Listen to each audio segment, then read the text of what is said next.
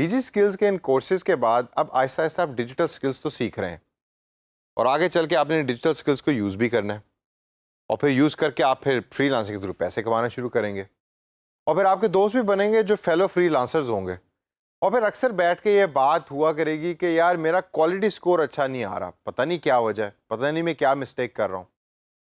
ज़्यादातर फ्रीलांसर्स और digital marketeers ये बात करते हैं। तो दोस्तों इस सेशन के अंदर मैं आपको बताऊंगा कि क्वालिटी स्कोर है क्या, उसकी कैलकुलेशन कैसे होती है, एड रैंक किसको कहते हैं और वो 3 मिस्टेक्स जो टॉप पे हैं जिसकी वजह से क्वालिटी स्कोर हमेशा आपका गिर रहा होता है। तो देखिए सबसे पहले ज़रा नज़र डालते हैं कि क्वालिटी स्कोर गूगल की ज़बान में किस चीज़ को कहा जाता है। गूगल क्वालिटी स्कोर को कहता है कि rating made by Google to indicate performance and quality of your ads. यानी कि ये वो रेटिंग है कि जो गूगल आपकी परफॉर्मेंस को इंडिकेट करने के लिए और क्वालिटी को इंडिकेट करने के लिए यूज़ करता है। याद है मैंने आपको पहले भी कई दफ़ा बताया है कि उन्हीं कीवर्ड्स के ऊपर पता नहीं लाखों हज़ारों कंपनीज हैं कि जो और भी पैसे दे रही हैं गूगल को कि हमारी एड यूज़र तक पहुंचाओ। तो गूगल सारों की एड्स तो पहुंचा नहीं सकता, पैसे तो लेने हैं भाई, लेकिन एड्स नहीं सारों की दिखानी। तो फिर कैसे डिसाइड करता है कि किसकी एड पहले पेज पे आए, किसकी दूसरे पे आए, किसकी 15वें पेज पे आए? ये सारे का सारा डिसाइड हो रहा होता है क्वालिटी स्कोर की बेस के ऊपर।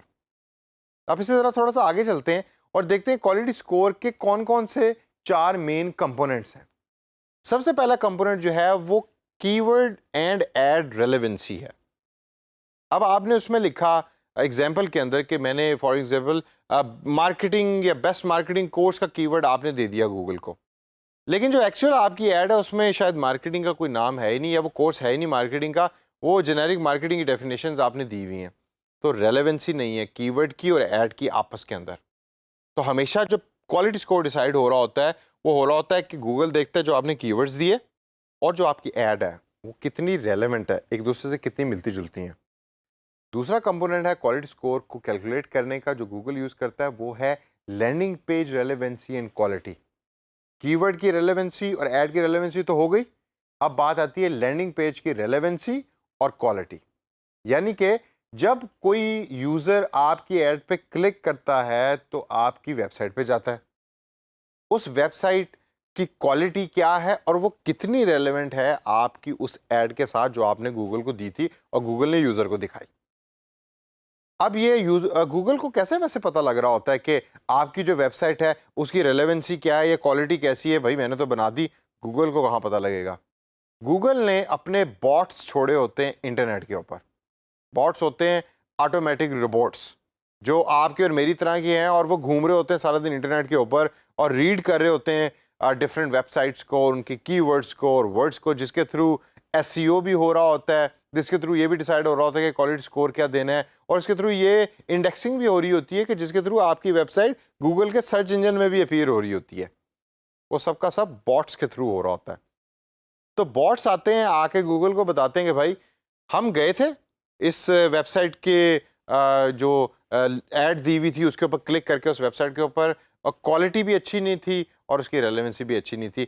अब क्वालिटी किन चीज़ों पे डिसाइड होती है, जाइए जाके ज़रा गूगल के ऊपर सर्च करें और देखें कि how quality of A website is being judged. काफ़ी टेक्निकल टर्म्स भी उसमें आपको मिलेंगी। अगर आप कोई जो आगे चल के हम इस कोर्स के अंदर सीखेंगे भी, एक सॉफ्टवेयर जिसका नाम विक्स है, प्लेटफॉर्म है, उसको यूज़ करें तो उसमें आपको आसान तरीके से डिफरेंट ऑप्शंस क्वालिटी बढ़ाने के लिए मिल जाती हैं। लेकिन अगर आप मैनुअली अपनी वेबसाइट बना रहे हैं, बहुत अच्छी बात है, तो आपको अपनी क्वालिटी बढ़ाने के लिए जिन फैक्टर्स की ज़रूरत होती है उसको सर्च कीजिए और उन फैक्टर्स को ज़हन में रखें।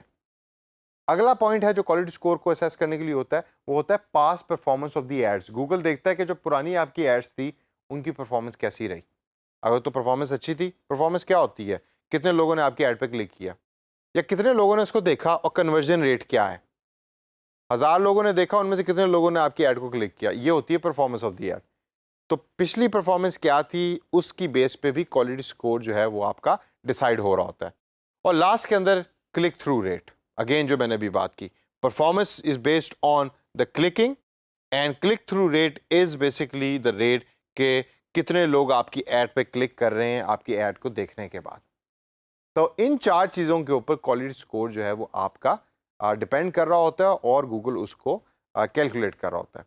लेकिन क्वालिटी स्कोर इतना इंपॉर्टेंट है क्यों?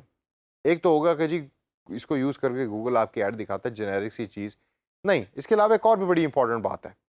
ऐड रैंक का लफ्ज़ आप अक्सर सुनेंगे। ये वो रैंकिंग है कि जो गूगल यूज़ करता है आपकी ऐड दिखाने के लिए। अगर आप गूगल पे टाइप करें बेस्ट होटल्स इन लाहौर, तो आप देखेंगे कि टॉप के ऊपर आपको कुछ एडवर्टाइजमेंट नज़र आ रही हैं। नीचे तो वेबसाइट्स हैं, लेकिन टॉप पे कुछ एडवर्टाइजमेंट्स हैं। उनमें से कोई पहली है, कोई दूसरी है, कोई तीसरी है, कोई चौथी है, और कुछ है ही नहीं वहाँ, कुछ शायद दूसरे पेज पे अपीयर हो रही होंगी। ये सारे का सारा ऐड रैंक के थ्रू हो रहा होता है। क्वालिटी स्कोर बना, क्वालिटी स्कोर के ऊपर गूगल ने डिसाइड किया कि मुझे पहली नंबर के ऊपर ये वाली ऐड दिखानी है, दूसरे पे ये दिखानी है, तीसरे पे ये दिखानी है। क्यों भाई? मैं भी तो पैसे दे रहा हूँ उसी कंपनी की तरह जिस तरह वो दूसरी कंपनी पैसे दे रही है, और हो सकता है मैंने शायद ज़्यादा पैसे दिए हैं उस कंपनी के मुकाबले में, लेकिन उनकी ऐड तुम दिखा रहे हो, मेरी नहीं दिखा रहे। ये क्या अनफेयर नहीं है? ये क्या खुला तजाद नहीं है? उसकी वजह यह है कि क्वालिटी स्कोर ने गूगल को बताया कि इनकी ऐड पे जब क्लिक करो तो इनकी वेबसाइट के ऊपर जाएं तो वहाँ होटल की इंफॉर्मेशन कुछ क्लियर या क्लैरिटी से नज़र नहीं आ रही, जो क्वालिटी भी आपकी वेबसाइट की गिरा रही है और जो रेलेवेंट भी नहीं है आपकी ऐड के साथ। इसकी वजह से इनकी ऐड, बेशक ये ज़्यादा पैसे दे रहे हैं, इनकी ऐड दिखाने के बजाय उस कंपनी की ऐड दिखाओ कि जिसकी रेलेवेंसी वेबसाइट की और लैंडिंग पेज की ज़्यादा है और क्वालिटी कंटेंट भी उसके ऊपर अवेलेबल है। नंबर 2, ऐड रैंक की वजह से आप पैसे भी ज़्यादा पे कर रहे होते हैं, ये भी जहन में रखें। आप पैसे ज़्यादा पे कर रहे होते हैं लेकिन रिजल्ट आपको अच्छा नहीं मिल रहा होता क्योंकि आपका रैंक अच्छा नहीं है। तो दोबारा घूम घुमा के बाद आगे क्वालिटी स्कोर के ऊपर। तो फिर दोस्तों, क्वालिटी स्कोर क्यों इतना इंपॉर्टेंट है, आपको समझ लगी? नंबर 1, ये आपके ऐड रैंक को बढ़ाने के लिए सबसे ज़्यादा रोल प्ले करता है। आपका ऐड रैंक अच्छा होगा तो नंबर 2 पॉइंट, आपके पैसे बचेंगे। You will save a lot of money because your ad rank is good. कम कीमत में आपकी ऐड ज़्यादा लोगों तक पहुंची और ज़्यादा लोग उस पर क्लिक कर रहे हैं। और तीसरी चीज़, better ad position. If your ad rank is good, your position of the ads are also very good. अब आगे चल के मैं आपको बताऊंगा वो 3 कॉमन मिस्टेक्स कि जो ज़्यादातर लोग यूज़ करते हैं और क्वालिटी स्कोर अपना ख़राब कर लेते हैं और पैसे खर्च कर करके अपने बजट को सारे को रन आउट कर देते हैं। सबसे पहली जो मिस्टेक जो बड़ी कॉमन है वो है बैड कीवर्ड्स मैच टाइप। जब आप गूगल को कीवर्ड्स दे रहे होते हैं तो वो अल्फाजों की शक्ल में देते हैं आप, और अल्फाजों के अंदर जुमले भी होते हैं, फ्रेजेस भी होते हैं। अब आपने जुमला दे दिया और वो कीवर्ड डायरेक्टली मैच नहीं करता लोगों के सर्च कीवर्ड्स के साथ, तो that is called bad keyword type या बैड कीवर्ड सर्च टाइप। तो आपने हमेशा जो कीवर्ड देने वो अच्छे कीवर्ड देने, और जो स्टेटमेंट या फ्रेज बना रहे हैं वो भी वेल रिसर्च और अच्छे सर्च करके आपने वो फ्रेजेस बनाने। दूसरा पॉइंट है पुअरली रिटन एड्स। आपने कीवर्ड्स बहुत अच्छे दे दिए लेकिन एड्स जो लिखी हुई है बड़ी बेकार किस्म की लिखी हुई हैं, दिल से नहीं लिखी हुई। तो अगर आपकी एड्स भी गलत या ख़राब तरीके से लिखी हुई, अट्रैक्टिव नहीं है, जो मैंने पहले एक सेशन में आपको सिखाया भी था art of writing an add का, तो फिर भी क्लिक नहीं होगा उसके ऊपर। वो आपका क्वालिटी स्कोर भी उसके ऊपर जाके जो है वहाँ वो गिर जाएगा, रेलेवेंट नहीं रहेगी तो वो क्वालिटी स्कोर गिर जाएगा। तीसरी और मोस्ट कॉमन मिस्टेक है not using negative keywords. Negative keywords वो होते हैं या वो अल्फाज होते हैं कि जिनको आप एक्सक्लूड करना चाहते हैं, कि ये वो अल्फाज हैं कि जिसके ऊपर अगर कोई सर्च आए भी तो मेरे जो कीवर्ड का फ्रेज है उसमें से वो एक्सक्लूड हो जाए। फॉर एग्जांपल, आप एक टाइपिंग क्लास की ऐड बना रहे हैं, आप टाइपिंग सिखाते हैं लोगों को, तो आपने गूगल को कीवर्ड दिया कि जब भी कोई टाइपिंग क्लास लिखे तो मेरी एडवर्टाइजमेंट यार भाई उसको दिखा देना। अब उसमें जब किसी यूज़र ने फ्री टाइपिंग क्लास लिख के सर्च किया तो फिर भी आपकी ऐड जा रही है, लेकिन आपकी ऐड पे वो क्लिक नहीं कर रहा क्योंकि आपकी ऐड कहती है टाइपिंग क्लास, बट फ्री का लफ्ज़ वहाँ नहीं है। तो उसकी वजह से क्लिक थ्रू रेट आपकी ऐड का ख़राब होगा, क्लिक थ्रू ख़राब होगा, रेलेवेंसी ख़राब होगी, रेलेवेंसी ख़राब होगी तो क्वालिटी स्कोर ख़राब होगा। तो इसका हल क्या है?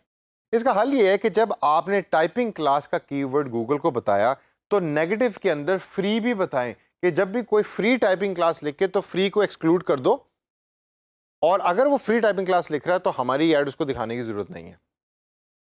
इस तरीके से आपका क्वालिटी स्कोर भी हर्ट नहीं हो रहा और आप अपनी ऐड सिर्फ उन लोगों तक पहुंचा रहे हैं कि जो एक्चुअली टाइपिंग क्लास हो सकता है पेड तरीके से देखना चाहते हो, जो आपके इवेंचुअली क्लिक थ्रू रेट को भी बेहतर बनाएगा।